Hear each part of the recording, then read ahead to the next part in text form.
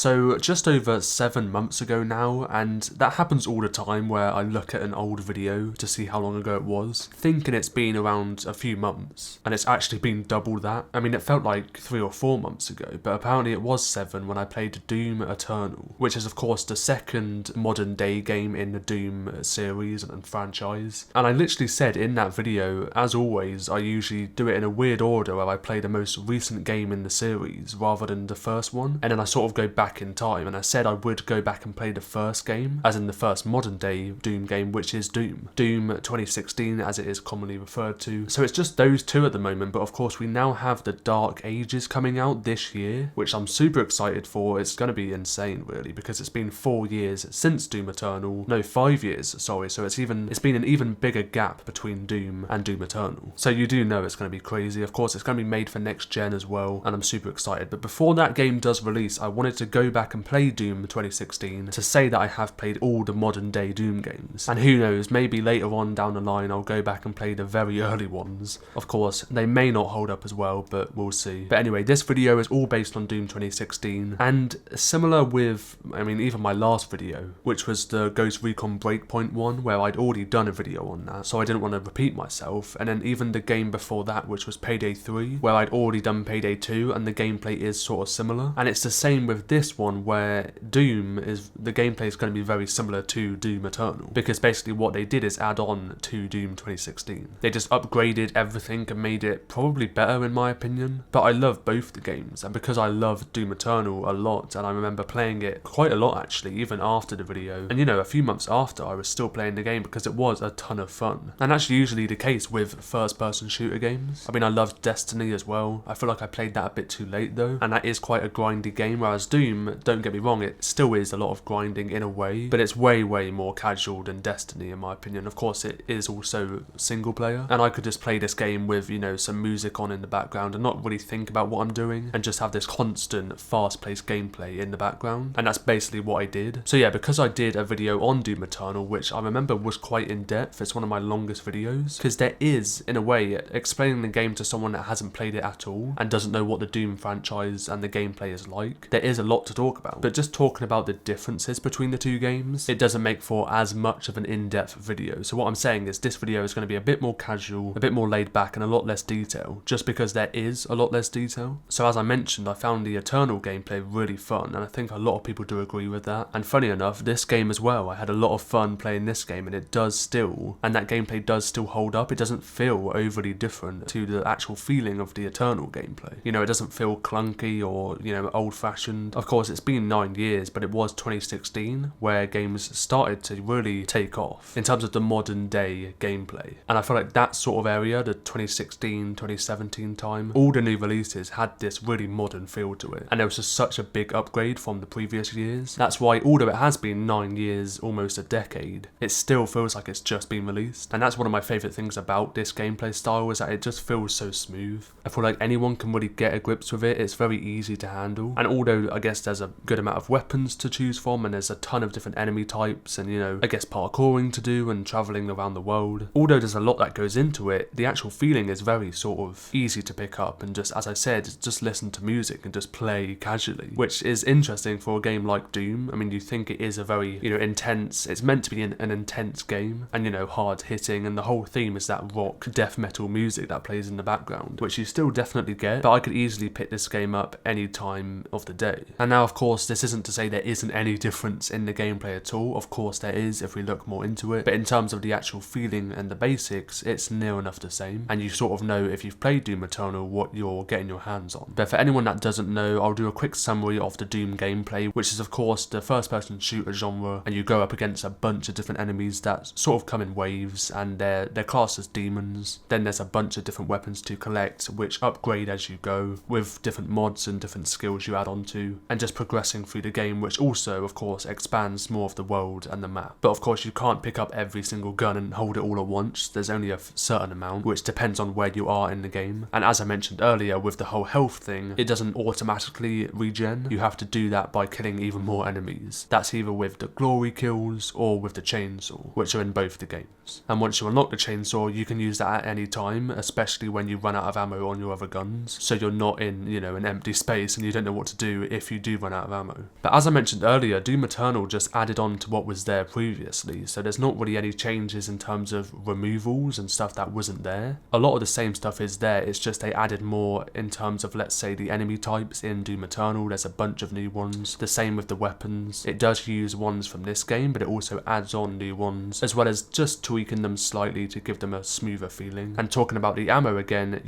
I feel like with Doom 2016 it is a bit more forgiving. So although you do have the chainsaw anyway, even if you do run out of ammo, I never really saw myself doing that. The ammo drops are way more plentiful in this game compared to Eternal. It's definitely reduced in Eternal, whether that be the actual drops or just the actual capacity of your gun. I mean, it's not a huge difference. I actually prefer it this way. Of course, it is sort of personal preference, and that does also alter depending on your difficulty level. And that's another thing, is that there's way more difficulty options and levels in Eternal. There's about 5 or 6 if I'm correct, whereas in this game there's only 2 or 3. But I think the biggest thing that I definitely noticed, and probably the biggest change, is the movement. There's definitely something that's there that just isn't quite the same as Doom Eternal. Of course, it's still great in terms of progressing through the game and traversing, but they definitely sped it up a bit more in Eternal. And that's with a bunch of different ways, such as the double jump, which you do unlock in this game, but it's a bit later on. You don't get it straight away, whereas Eternal, it's just built into the gameplay right away, which I think should be a thing in this game. And in terms of parkour, it's very easy to just jump on different ledges and just get height very quickly and easily compared to this game. I feel like I was doing a lot less of it in 2016, and that's probably my biggest, not complaint, but just something that I definitely noticed, and the thing that I would want to get across the most in terms of the actual differences. And then of course the visuals and the graphics and the detail in the enemies, that's all going to be improved in the game that was out 4 years later. But in my opinion, that's all the biggest differences I can mention, and that I probably should tell you. And I keep saying it, but it really was, they just added on to what was already there previously. And whether that's a good thing or a bad thing, some people actually don't like a lot of the new enemy types, not all of them, but the fact that there's so many in there, some are going to be a bit overpowered, some are going to be a bit boring. And although it does provide a bit more interest, because there's definitely a lot more variety in the gameplay now, not everyone does want a lot of stuff and too much overwhelming stuff in your face. It just depends on what you want. Whereas it's reduced down in this game, but it's still a ton of fun, and there's still so much there. That's why it's sort of hard to name the differences. It's just a bit polished in Eternal, and I definitely do prefer Eternal. I say definitely, but not really though. I love both the games. It's just if I had to choose one, it would be Eternal. And that goes for a lot of people as well, but comment down below what you think, if you've played both of them. Of course, I don't think anyone would be if they're watching this video, but who knows, maybe they're coming back when they did play it back in the day. And going back to the visuals, that's another thing where this game is 9 years old, but it looks incredible, especially in terms of the lighting and just the detail they put into it, whether that be, you know, the weapon design or the actual enemy types and the world itself. And then of course the amazing score that just makes it. And although the movement in 2016 is a bit slower, it's still such a fast-paced game, and that's really what you're there for and what I'm looking for when I go into these games. And that's why it's just so fun, and it never really slows down at any point. And of course your character's always upgrading with different weapons and just the actual character itself becoming stronger with all the upgrades you do. So the gameplay is ever changing, and that's another thing that's just such a big factor. And in a way it's quite an easy game to just recommend, in my opinion. And that's why if you haven't, you know, figured out by this point, I definitely do recommend playing this game 9 years later in 2025. The gameplay definitely holds up, and I think it will for a long time, and it has aged really well. And it's also another game where if you're looking to sink in a lot of hours into it, because it's such a big game, and it's a, you know, it's a game where you can slowly go through it and progress through, or you can just rush it all. But either way, you're going to have a lot of fun, I think, if that's the type of game you're looking for. And it's also, like I said, a game that I think anyone can pick up, especially with the difficulty levels, and I feel like this game's a bit more forgiving, but not, you know, hugely. But if you're on the lowest difficulty, it's still fun, and it's still a bit of a challenge, but nothing crazy. And that's why, you know, the hardcore gamer can always play it, but so can a beginner. And this whole franchise is definitely becoming one of my favourites at the moment. And just in terms of all the ones I've played, I definitely will recommend it for a long time, whether that be Eternal or 2016. And like I said, maybe I'll go back and play some of the early games. And if you want to go check out my Doom Eternal review, which I said is a lot more in depth, I think it's about 20 minutes long, talking about all the different gameplay options there are, and just the actual game as a whole and what Doom is about. And if you did enjoy this video, then let me know by tapping that like button down below. And if you enjoy single player and also multiplayer games as well, then that's what this channel does focus on. I have a bunch of playlists on a selection of games, so you can subscribe to the channel if you'd like to. And if you want to support me any further, then you can become a member at either level 1 or 2 to gain access to various perks. Thank you all for the support, thought and watching until the very end. And that was Doom 2016 in 2025, and bye bye.